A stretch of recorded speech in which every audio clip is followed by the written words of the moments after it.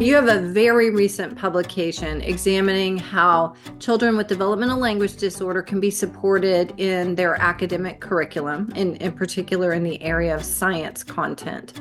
What were your findings in this study, and what are a couple of takeaways for speech language pathologists who support school-age children?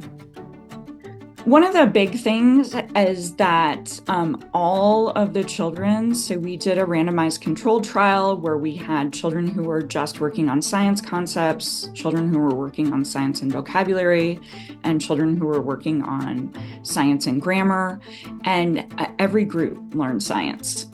And so the children were able to learn science alongside language concepts. And they were learning the grammar and the vocabulary alongside the science concepts. And so really we found that pairing the curriculum and the language, wasn't a burden for children with DLD. Okay. So in terms of speech pathologists and teachers collaborating, like getting those vocabulary lists and understanding what they're focusing on in the curriculum to support them in intervention.